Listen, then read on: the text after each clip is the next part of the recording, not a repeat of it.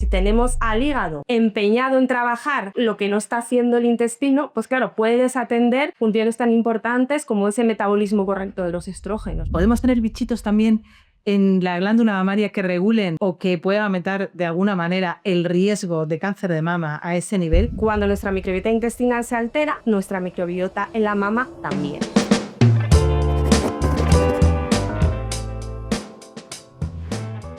Soy la doctora Enrique. Bienvenidas a Anita Te Cuida, un podcast en la colaboración con Anita, gran aliada comprometida con la salud de la mujer, de su bienestar y de su autoestima. En este espacio encontrarás temas de interés y, sobre todo, hoy tenemos el tema de la microbiota y su relación con el cáncer de mama. Por eso aquí tenemos hoy una amiga, la médico jefa de la unidad de longevidad y de microbiota del Hospital Quirón Olimpia. Débora Nuevo, bienvenida y gracias por venir. Muchas gracias, encantadísima estoy de estar ahí contigo. La microbiota. Una palabra que últimamente nos suena un poquito más. Yo creo que es una palabra que está muy de moda. ¿Quién no se ha mirado la microbiota ya o quién no sabe lo que es una disbiosis? Bueno, pues la microbiota parece ser que es un conjunto de microorganismos que llega a 2-3 billones de microorganismos que tenemos en el intestino, que tiene diferentes tipos y que parece que tiene unas funciones muy importantes y que podemos relacionar porque pueden aumentar el riesgo del cáncer de mama al metabolizar o al alterar el metabolismo de los estrógenos a ese nivel. Débora, me gustaría que me contaras como primera pregunta, ¿qué es una disbiosis? Vale, pues una disbiosis, así sencillamente, es una alteración en el equilibrio de nuestra microbiota. ¿Por qué? Porque nuestra microbiota, como tú bien has dicho, está compuesta por billones de microorganismos. Es verdad que los más abundantes son las bacterias, pero también hay virus, hay parásitos, hay hongos, hay arqueas. Efectivamente, donde más hay y más variedad hay es en el intestino, pero hay microbiota en la piel, en los pulmones, en la mama, en el útero, y sabemos que incluso en el cerebro hay microbiota, ¿no? Entonces, todos estos microorganismos se organizan para cumplir diferentes funciones indispensables para que nuestro organismo funcione bien. Entonces, cuando esos grupos se desequilibran porque unos aumentan más y otros disminuyen, todas esas funciones se ven afectadas y tenemos síntomas, y ahí hablamos de una disbiosis. ¿Podríamos decir que hay comunicación? Porque que puede ser el intestino el eje central de toda esa microbiota que nos has contado en diferentes sitios. Efectivamente, el más conocido es el eje intestino-cerebro, pero hay un eje intestino-corazón y cada vez sabemos que las alteraciones de la microbiota pueden dar mayor riesgo cardiovascular, de infartos o de ictus. Hay un eje también súper importante con el sistema inmune y está muy vinculado con la inflamación, con las enfermedades autoinmunes o con las infecciones. Y también hay un eje muy importante con el sistema endocrino, de tal manera que incluso podríamos decir que hay como una triple comunicación: microbiota, sistema inmune y eje endocrino, ¿no? Al final la microbiota podríamos considerarla como un órgano más que se relaciona con el resto de sistemas. Pero claro, lo podemos considerar un órgano más que realmente se debería considerar como tal, pero ¿existe una especialidad real? Porque yo sé que tú eres médico internista. No existe una especialidad real de microbiota, sino que eres un médico, como decimos en medicina, los médicos internistas son los que saben de todo. Que te has especializado en microbiota, pero ¿crees que en un futuro tendremos especialistas solo para tratar microbiota? Yo espero que sí y creo que sí. Claro, yo no soy tan mayor y a mí en la carrera y ni a ti, que tampoco lo eres, nos hablaron de microbiota, ¿no? Y había una asignatura que se llamara microbiota, ¿no? Y es verdad que si tú te metes ahora en la página donde vemos todos los artículos por los que estudiamos los médicos, los artículos se han multiplicado, te diría que por 1000, ¿no? Cada vez se estudia más y se descubren más cosas de microbiota, ¿no? Y cada vez vemos que está más relacionada con muchísimas patologías, muchísimas alteraciones y sobre todo con muchos síntomas a los que no hemos logrado encontrar una explicación hasta ahora y que la encontramos en alteraciones en nuestra microbiota. Entonces, yo creo que en un futuro habrá unidades especializadas de microbiota y probablemente habrá médicos especializados en microbiota, que ya los hay, pero a través de una especialización a lo mejor más ordenada, quizás. Estaría bien. Pero vamos a centrarnos ahora en el cáncer de mama. Porque claro, yo he escuchado que puede influir la microbiota puede influir en el riesgo del cáncer de mama, puede tener alguna modificación o puede influir también a nivel de los tratamientos como quimioterapia, radioterapia y también en el después. Cuéntanos un poco de qué manera podemos relacionar el cáncer de mama con la microbiota intestinal. Pues mira, nuestra microbiota es capaz de influir en el metabolismo de los estrógenos y sabemos que hay un alto porcentaje de cánceres de tumores de mama que responden a estrógenos. El 75% de los receptores hormonales positivos. Obviamente, 75%, es decir, 3/4 partes de los tumores de mama responden a estrógenos. Y nuestra microbiota es capaz de modular, de cambiar, de modificar, de influir en ese metabolismo de los estrógenos, ¿no? Concretamente, aumentando como la recaptación, ¿no? Que vuelvan a poder pasar a sangre y aumenten sus niveles. Pero también es capaz de modular la respuesta a muchísimos tratamientos. Se sabe que hay determinados perfiles de microbiota que influyen en la respuesta a la quimioterapia, a la radioterapia o a la hormonoterapia. Y durante el tratamiento también tener una microbiota equilibrada nos puede ayudar a que todos esos síntomas secundarios de estos tratamientos, que al final son agresivos, sean menos, ¿no? Que tengamos menos molestias digestivas, que tengamos menos riesgo de sobreinfección cuando nos bajan las defensas, ¿no? Y luego, después del tratamiento, también una microbiota equilibrada y recobrar ese desequilibrio que a veces pasa y ocurre después de estos tratamientos sea más fácil, ¿no? Y no tengamos, no arrastremos pues, ese cansancio o esa apatía o ese sistema inmune debilitado después de todos estos tratamientos. Creo que tiene un nombre esos microorganismos que regulan los estrógenos a nivel intestinal. Tiene un nombre que se llama estroboloma. Estroboloma, que la verdad... Sí, mira, el estroboloma es el conjunto de bacterias y el conjunto de genes de esas bacterias que influyen en el metabolismo de los estrógenos, ¿no? Estas bacterias tienen unas enzimas y activan unas enzimas que se llaman las beta-glucuronidasas, que lo que hacen es transformar esos estrógenos, volverlos a activar para que en vez de eliminarlos vuelvan a pasar a sangre, claro, aumentando los niveles de estrógenos. Y esto obviamente es muy importante en tumores de mama que responden a estrógenos, pero también es muy importante en otras patologías como la endometriosis, que también responde a estrógenos, o en el síndrome premenstrual. Es decir, que este estroboloma influye en muchos síntomas o en muchas patologías que afectan a la mujer en relación con los estrógenos. Entonces podríamos decir que la microbiota afecta a la salud de la mujer, a muchas de las enfermedades importantes dependientes de estrógenos en las mujeres. Sí. Y que no solamente podemos tener enfermedades con aumento de estrógenos por un problema en la síntesis, sino que en este caso sería por la eliminación, por el estroboloma, ¿no? Claro, por el estroboloma. Luego, nuestra microbiota también influye mucho en qué permeabilidad tiene nuestra mucosa intestinal, ¿no? Nuestra pared intestinal.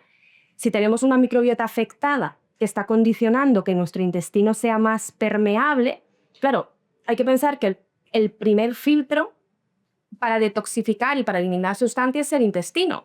Lo que no hace el intestino le toca al hígado asumir esa posición, ¿no? Y el hígado es el órgano fundamental a la hora de metabolizar los estrógenos. Luego, si tenemos al hígado empeñado en trabajar lo que no está haciendo el intestino, pues claro, puede desatender funciones tan importantes como ese metabolismo correcto de los estrógenos, ¿no? O sea, luego hay varias vías. Me ha encantado. O sea, hay que tener en cuenta la microbiota intestinal y hay que tener en cuenta también el hígado, dos órganos muy importantes en el metabolismo de los estrógenos. Eso es. No puedo decir nada más porque lo ha explicado ella entero. Vamos a seguir con algunas preguntas un poco más a pillar. A ver. Porque claro, así tiene que haber unos buenos y otros malos. Es decir, ¿podrías enumerarnos 3 microorganismos de los buenos y otros 3 que consideremos malos o que van a producir algún problema a nivel intestinal, estreñimiento, diarreas, etcétera? Pues mira, voy a responderte a tu pregunta parcialmente. Mira, no hay bacterias malas ni hay bacterias buenas. Hay bacterias que a determinados niveles o a determinada concentración pueden resultar dañinas. Es decir, lo importante es que nuestra microbiota esté en equilibrio. Incluso esas bacterias que si sobrecrecen dan problemas y problemas serios, en cantidades pequeñas hacen funciones que necesitamos, ¿no? Entonces, sí que hay bacterias profundamente beneficiosas como las bifidobacterias, los lactobacillus, Akkermansia mucinifera o Faecalibacterium brownici, ¿no? Y si hablamos de... Qué nombres, de verdad. ¿Qué nombres? La verdad es que... Si nos quedamos con bifidobacterias y lactobacillus, que son las de los yogures, ya tenemos mucho. Efectivamente. Ya tenemos mucho. Y luego, si hablamos de bacterias potencialmente peligrosas, es decir, no son malas, estas son más fáciles, no son malas, sino que pueden resultar dañinas si sobrecrecen por encima de unos niveles, ¿no? Ahí encontraríamos todas las bacterias proteolíticas, es decir, las que nos ayudan a digerir proteínas, y encontraríamos, por ejemplo, el Clostridium, ¿Vale? algunas cepas de E. coli y algunas pseudomonas, que incluso las pseudomonas en cantidades chiquititas pueden no ser dañinas, ¿no? Pero si sobrecrecen por encima de unos límites, claramente sí. O te puedo añadir una más rara, como la Bilophila wadsworthia. No he entendido y me he quedado con la primera. También resulta muy dañina. Y vamos a la mama. Vamos a dejar un poco el intestino y vamos a hablar, porque has comentado que también puede haber unas bacterias o microbiota. ¿Podemos tener bichitos también en la glándula mamaria que regulen o que puedan aumentar de alguna manera el riesgo de cáncer de mama a ese nivel? ¿Sabes si realmente existe alguna flora o bacteriana que pueda estar relacionada con un aumento del cáncer de mama? ¿Hay algún estudio sobre esto? Sí, hay estudios. Lo que se ha visto es que, primero, que la mama no es estéril. Antes pensábamos que la mama era estéril y la mama tiene su propia microbiota. Y encima esta microbiota mamaria está íntimamente relacionada con nuestra microbiota intestinal. Entonces, cuando nuestra microbiota intestinal se altera, nuestra microbiota en la mama también. Y un perfil muy proinflamatorio de microbiota mamaria, es decir, un perfil en el que no haya tantos bifidobacterias, Licutibacterium, sino que aumenten otro tipo de bacterias más proinflamatorias, aumenta probablemente la incidencia de cáncer de mama, porque lo que se ha visto es que las mujeres con cáncer de mama tienen una microbiota más diferente, o sea, diferente a las mujeres que no tienen cáncer de mama, y es una microbiota más proinflamatoria y con menos bacterias de esas beneficiosas y antiinflamatorias. O sea, que tenemos que intentar regular nuestro intestino para mejorar nuestra microbiota a nivel de la mama. ¿Y qué tiene que decirnos el estilo de vida? Nuestro estilo de vida, lo que hagamos, lo que comamos, ¿de eso va a depender nuestra microbiota que esté mejor o peor? Claro, al final nuestra microbiota se alimenta de lo que nosotros nos alimentamos, ¿no? Entonces, una dieta rica en fibra, que es de lo que se alimenta nuestra microbiota, una dieta rica en omega 3, en grasas saludables y pobre en azúcares simples, en procesados, va a hacer que nuestra microbiota sea más variada. Cuanto más variada es, más funciones beneficiosas va a poder hacer, ¿no? Pero claro, la dieta es una pieza más del puzzle. El descanso influye muchísimo porque nuestra microbiota también tiene que descansar, ¿no? Y sabemos que durante el sueño tienen lugar un montón de procesos de reparación celular y también nuestra microbiota se repara y se estabiliza y descansa. El ejercicio físico. Se ha visto que hacer ejercicio físico de manera regular aumenta también la diversidad de nuestra microbiota y hace que nuestra microbiota tenga más porcentaje de esa microbiota antiinflamatoria. Pero vamos a especificar un poco, porque ha dicho ejercicio físico. Ejercicio físico. Bueno, pero aquí tenemos el ejercicio de fuerza o el cardio. O sea, vamos a ver cuál le gusta más a la microbiota. Pues mira... ¿O es indiferente? No es indiferente, pero te diría que es una mezcla de los dos. El ejercicio de fuerza es fundamental porque durante años, y tú eres una gran defensora del ejercicio de fuerza, durante años nos hemos centrado en el ejercicio cardiovascular y sabemos que ahora el músculo es un órgano metabólico más, ¿no? Estamos hablando de la microbiota y las hormonas, el músculo y las hormonas es otra pieza clave también, ¿no? Entonces, el ejercicio de fuerza es muy, muy importante, pero el ejercicio cardiovascular también, es decir, en realidad es la combinación de los dos. Ojo, sin pasarse, ¿eh? O sea, un ejercicio regular que no sea extenuante. Entonces, podríamos decir una buena alimentación, ejercicio y alimentar, porque he dicho que hay que alimentar a la microbiota con fibra, pero vamos a diferenciar. Porque hablamos de post, de pre, de sim, de probióticos. Explícanos un poco las diferencias para que nos queden un poco claras. Pues mira, los probióticos con O son las bacterias vivas que cuando las administramos nos confieren algún beneficio en la salud. Prebióticos con E es como el alimento de nuestras bacterias, es decir, esa fibra que nosotros no podemos digerir, pero que sí puede digerir nuestra microbiota y además de eso nuestra microbiota produce muchas sustancias beneficiosas. Luego los postbióticos son metabolitos, sustancias que produce nuestra microbiota y que nosotros podemos administrar de fuera y aprovecharnos de esos efectos beneficiosos, ¿no? Como los ácidos grasos de cadena corta. Y si hablamos de simbióticos, es la mezcla de un prebiótico con un probiótico, es decir, es dar la bacteria con un poquito de su alimento. O sea, que lo mejor sería darle un poquito de bacteria e ir alimentando con simbióticos. La pregunta es, ¿en qué momentos utilizar un posbiótico o un probiótico o un simbiótico? Claro, pues cuando no tienes una microbiota demasiado desequilibrada y solo quieres favorecer el equilibrio o que se mantenga ya equilibrada, ahí puedes directamente dar solamente un prebiótico, es decir, dar el alimento y que tu propia microbiota, que no está muy alterada, lo utilice para crecer de forma adecuada. Cuando tienes una alteración muy importante en tu microbiota, necesitas un probiótico porque necesitas a veces introducir esas bacterias y ahí casi siempre necesitas también un prebiótico, es decir, meter bacterias que no tienes y necesitas y además alimentarlas a esas y a las que están bajitas y necesitas que crezcan, ¿no? Y a veces hace falta también introducir postbióticos, pues porque hasta que consigas equilibrar y aumentar esas bacterias que producen esos metabolitos, esas sustancias beneficiosas, pues te puedes ayudar de meterlas ya directamente. Vale, ha quedado claro. Ha quedado bastante claro. Vamos a volver a cáncer de mama. Vamos a volver a lo que nos trae hoy en día en la entrevista. Y me gustaría saber qué pasa en esas mujeres que tienen un cáncer de mama y están en ese duro tratamiento de quimioterapia con esos grandes efectos secundarios. ¿Qué podríamos recomendar a estas mujeres para que mejore su microbiota? Bueno, pues yo creo que lo fundamental, fíjate, es que se cuiden y que se escuchen, porque si se cuidan y se escuchan van a cuidar y a escuchar su microbiota. Es decir, asegurar un buen descanso, controlar el estrés en la medida de lo posible, porque no hemos hablado del estrés, pero el estrés también es un gran disruptor de nuestra microbiota, ¿no? Que intenten hacer una dieta limpia, una dieta sin procesados, sin azúcares, con nutrientes de verdad, ¿no? Con fibra, con polifenoles, con antioxidantes, que intenten moverse, que hagan ejercicio dentro de sus posibilidades, porque todo eso va a cuidar a su microbiota y va a favorecer la recuperación y probablemente también que todo ese tratamiento haga más efecto.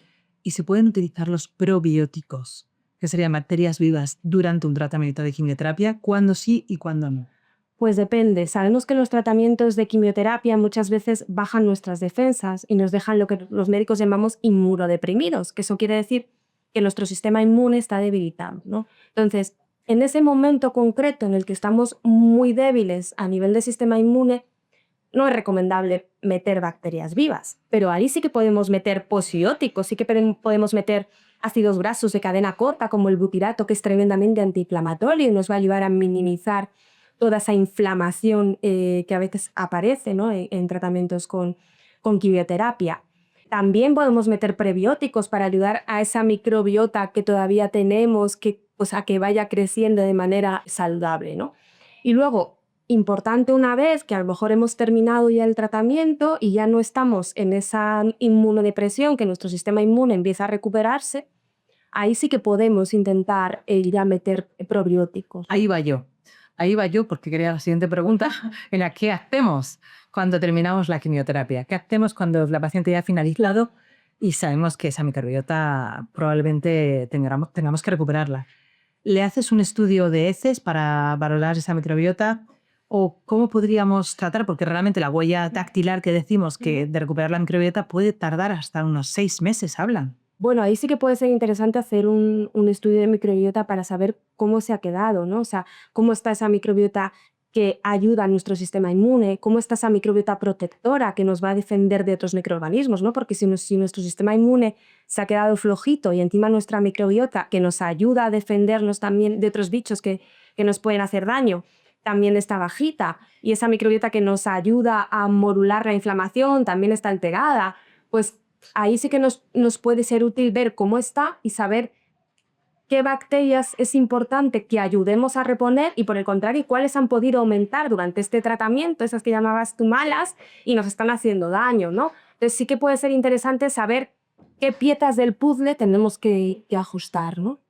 Y el otro tratamiento, también muy importante en pacientes con cáncer de mama, la hormonoterapia, que hay dos tipos bastante, bueno, todos conocemos, el tamoxifeno o el inhibidor de aromatasa, los dos más importantes que al final van a intentar bloquear esa cantidad de estrógenos, ¿pueden influir a nivel de nuestra microbiota? Bueno, pueden influir, yo creo que es una reacción bidireccional, ¿no? O sea, puede afectar nuestra microbiota y una microbiota alterada también puede hacer que los metabolicemos regular, ¿no? Entonces, lo que está claro es que tener una microbiota equilibrada nos va a permitir minimizar a veces efectos secundarios y ayudar sobre todo a metabolizar, a desechar a lo mejor ese exceso de hormonas que nos pueden hacer daño, claro. Y se habla también muchas veces de bacterias a nivel intestinal que pueden regular nuestro estado de ánimo. En pacientes, estas pacientes normalmente están pasando un momento bastante bajo de ánimo y sabemos que la serotonina depende mucho del intestino, de la microbiota. ¿Cómo podríamos ayudarla? ¿Se te ocurre alguna manera de poder favorecer esa producción de serotonina a nivel intestinal en estas mujeres? Una parte muy importante de nuestra microbiota ayuda a producir muchísimos neurotransmisores, ¿no? Como tú dices, el 95% de la serotonina se produce en el intestino, pero es que también el 80% del GABA. Que es la hormona de la calma. Claro, el que nos ayuda a controlar el estrés. Entonces es muy importante tener regulados estos niveles de neurotransmisores, porque el estrés es el que es, pero si nos podemos ayudar a manejarlo mejor es importante, ¿no? Entonces ya hay algunos probióticos específicos que llamamos psicobióticos, es decir, probióticos con cepas neuroactivas, ¿no? Encaminadas a mejorar ese equilibrio intestino-cerebro, ese eje intestino-cerebro, y a la producción de todos estos neurotransmisores, ¿no? Entonces, de nuevo, la dieta, el sueño, el estrés nos puede ayudar a que esos niveles basales que tengamos nosotros de microbiota neuroactiva mejoren, y nos podemos ayudar también de esos psicobióticos, de esos probióticos encaminados a mejorar justo esa parte concreta de nuestra microbiota. Sí, porque yo también escuché en un congreso que la mejor manera que teníamos de mejorar o apoyar nuestro sistema inmune era dormir, descansar, recuperarnos. Y sobre todo en estos casos, con este tipo de tratamientos, pues yo creo que tiene que ser primordial. Pero ahora vamos a una pregunta que lógicamente te la hago pues desde mi punto de vista más de cirujana, más de, quirúrgico. ¿Cómo me podrías ayudar a mí, que tengo que operar a una paciente con un cáncer de mama, tengo que hacer una cirugía conservadora? ¿Qué recomendaciones me darías a mí para que esa mujer tuviera una cicatrización más rápida, o cómo puedo ayudarle a mejorar esa microbiota que indirectamente me mejore ese resultado en la cirugía? Pues ahí es muy, muy importante tener una microbiota equilibrada, porque la salud de nuestras mucosas depende mucho de nuestra microbiota. Y ahí mantener una microbiota equilibrada, dando probióticos o prebióticos y manteniendo una dieta limpia, antiinflamatoria, rica en fibra, en antioxidantes, es fundamental. Pero ahí probablemente también sean muy útiles esos ácidos grasos de cadena corta, como el butilato, que tienen un poder antiinflamatorio brutal, ¿no? Nos van a ayudar mucho a la cicatrización de los tejidos. Además, ten en cuenta que si tenemos una microbiota equilibrada, ¿no? y ese eje con el sistema inmunitario y esa microbiota protectora también está fuerte, las infecciones que hay, que pasan, ¿no? Con cierta frecuencia por el sistema inmunitario debilitado. Gracias a Dios no con tanta frecuencia. Bueno, no con tanta frecuencia, pero que a veces... Pero sí que puede pasar. No, ya sé, porque es uno de los efectos secundarios que hay. Claro, ¿no? Es muy importante tener una microbiota equilibrada porque vamos a disminuir también mucho el riesgo de esas infecciones posquirúrgicas ahí. Vamos a ir resumiendo un poquito. Me gustaría que nos dejaras aquí plasmadas varias, 3, 4 ideas que darías a esa mujer que está pasando por un cáncer de mama, que ha tenido unos tratamientos devastadores. Déjanos aquí 3, 4 conclusiones para cómo podemos ayudar o cómo podemos apoyar a la microbiota en este caso.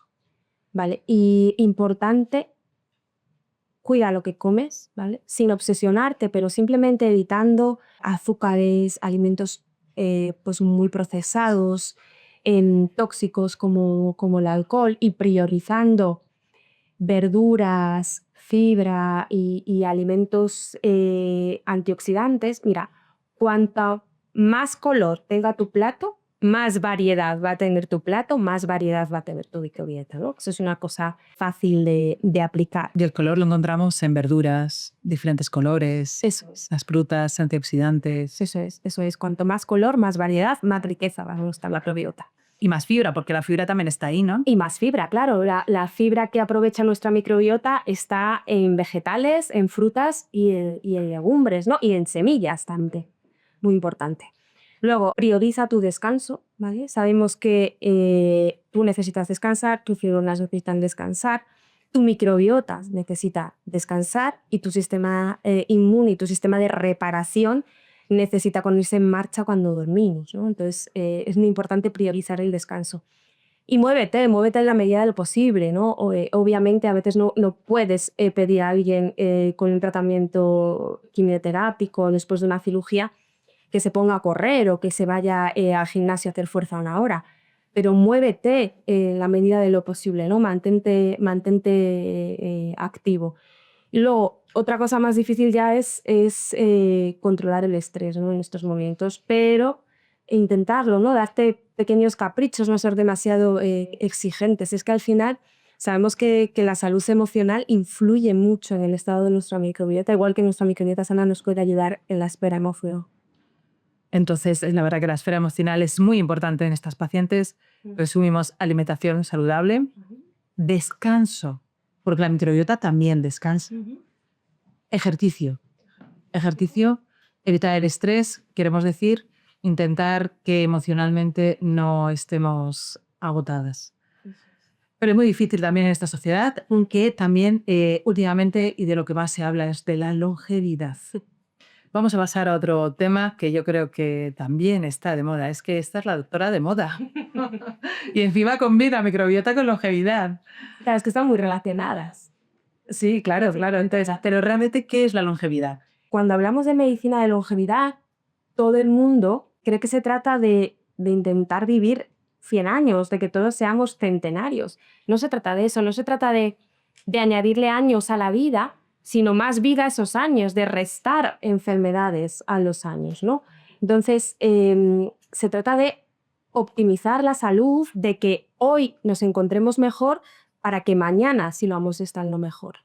¿Y cómo puede ayudar la longevidad o retrasar el envejecimiento celular en las pacientes con cáncer de mama? Damos algunas. Pues mira, es que en realidad todo lo que promueve un envejecimiento acelerado promueve también la incidencia del cáncer, ¿no? O sea, hablamos de el estrés oxidativo, ¿no? Son radicales libres que dañan nuestras células y que hacen que puedan mutar y puedan desarrollar un tumor, el exceso de estrés, el sobrepeso, la resistencia a la insulina, todo el sedentarismo, todo esto promueve un envejecimiento acelerado y va en contra de la longevidad. Y si te das cuenta, es lo mismo que promueve el desarrollo de tumores, ¿no? O sea, en realidad, promover una longevidad saludable es también promover una vida sin cáncer, o lo más alejado posible, claro.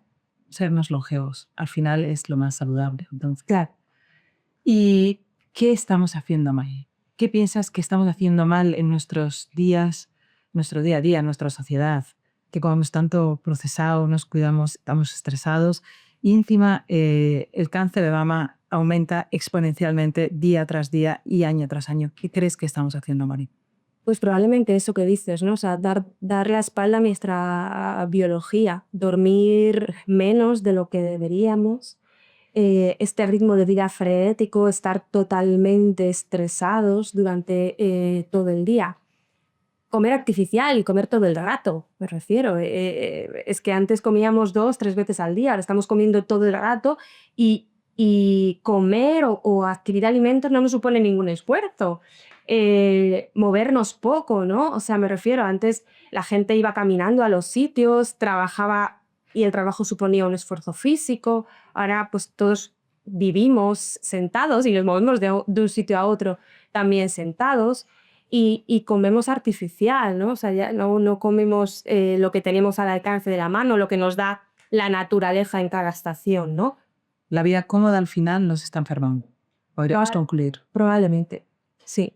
Para concluir, danos algunas nociones o recomendaciones, más bien, ¿qué suplementación nos recomendarías, ya que esta vida tan cómoda nos enferma más y nos hace quizás envejecer más rápidamente? ¿Qué suplementación nos recomendarías para intentar prevenir este desgaste? Pues mira, básico, la vitamina D. Sabemos que una vitamina D, aparte de ser fundamental para la salud del hueso, es indispensable para que nuestro sistema inmune funcione bien, ¿no? Y además sabemos que una vitamina D deficiente tiene peores tasas de éxito, ¿no? en los tratamientos contra el cáncer. Entonces, vitamina D, indispensable. Omega 3. Los omega 3 son los antiinflamatorios por excelencia, ¿no? Y sabemos que la inflamación es lo que está debajo y detrás de todas las enfermedades crónicas, ¿no? La cúrcuma, que también es un antioxidante muy potente y que puede ayudar también, sobre todo con algunos daños tóxicos o de radicales libres. Probablemente también sería interesante ¿El magnesio? el magnesio interviene en más de 600 reacciones metabólicas, indispensable para la salud cerebral, indispensable para la salud del músculo. Luego podemos añadir ubiquinol, por ejemplo, que es una molécula también con muchísimo poder antioxidante. Vale, me ha hecho gracia ubiquinol. O coenzima Q10. Sí, bueno, pero el ubiquinol es la forma activa. Sí, es Que realmente es la que deberíamos consumir. Claro, lo que pasa es que la gente conoce más la coenzima Q10, no es como más famosa, pero el ubiquinol también. Luego, probablemente otra molécula también muy interesante y a lo mejor un poquito más desconocida es la N-acetilcisteína, ¿no? El NAC, que sabemos que reduce la toxicidad de, pues eso, de muchos tóxicos o de muchos quimioterápicos, ¿no? Esa puede ayudar. Y ese estrés oxidativo que vemos siempre en muchas enfermedades ginecológicas, también como la endometriosis, el NAC fundamental, me encanta que lo hayas dicho, la N-acetilcisteína, un gran detoxificante. Un gran detoxificante. Sí. Débora, realmente todos los estudios epidemiológicos y todas las estadísticas se basan siempre en supervivencia, supervivientes. Pero en este tema de la longevidad, ¿cómo podríamos ayudar a las pacientes con cáncer de mama? Claro, es que afortunadamente y gracias a vuestro trabajo, ¿no? La supervivencia a 5 años, ¿no? de cáncer de mama es del 85%. Es decir, que cada vez hay más mujeres que llamamos supervivientes de cáncer de mama, ¿no? Pero a mí ese término de supervivientes es que parece que tienen que sobrevivir. No, tienen que vivir con calidad de vida. Es decir, el haber superado un cáncer de mama tiene que ser un motivo todavía más importante, pues para que tengan energía, para que tengan vitalidad, para que todos esos efectos secundarios que han podido tener del tratamiento o de la propia enfermedad los solucionemos, ¿no? Una mujer con cáncer de mama no tiene por qué vivir cansada, no tiene por qué vivir con las defensas bajas, no tiene por qué tener el ánimo decaído. No suelo, sí. Es decir, hay muchas cosas que se pueden hacer y no solamente es que es como soy superviviente de cáncer de mama, no, o sea, vamos a vivir de verdad, no a sobrevivir. Es muy importante, yo creo que esta parte es muy importante porque realmente hay que vivir el presente, el hoy y el ahora. Es el momento de vivir y es muy importante lo que dices, porque no nos podemos quedar estancadas en nuestro pasado pensando en lo que tuve, en lo que he tenido, en el cáncer, sino hay que vivir porque cada momento es un regalo precioso. Eso es, que ahí tenemos que vivir, Sobrevivir, hay que vivir. Pues muchísimas gracias, Débora. De verdad, ha sido un auténtico placer. Vamos a llamarla doctora de moda porque realmente tienes la parte de microbiota, la parte de longevidad. Yo creo que nos haces la vida más fácil, la vida más cómoda, nos das calidad de vida a las mujeres y de verdad ha sido un auténtico placer tenerte hoy con nosotros en Haritas de Cuidar. El placer ha sido mío. Y ahora pasaremos a los consejos de Anita y también agradecer al Hotel Meliá, Casa de las Artes, por dejarnos realizar este podcast en este espacio tan especial. Bienvenidas a los consejos Anita. Mi nombre es Alicia Rastrollo y estoy aquí para dar consejos útiles sobre costería. Aunque un sujetador obviamente no es una solución directa a la inflamación estomacal, elegir el sujetador correcto sí puede ayudaros a sentiros mejor. A veces los sujetadores tienen detalles técnicos que no son visibles o que no apreciamos a simple vista, pero que marcan una diferencia. Por ejemplo, la banda debajo del pecho. Como podéis apreciar en este sujetador, esta parte es más elevada. Es mucho más cómodo para vientres abultados, cuando estamos inflamadas o, por ejemplo, cuando pasamos mucho tiempo sentados. Además, este tipo de banda no comprime el plexo solar y así no se altera la función digestiva. Espero que esta información os ayude a sentiros mejor y a cuidar de vuestra salud y vuestro bienestar. Muchas gracias y hasta pronto.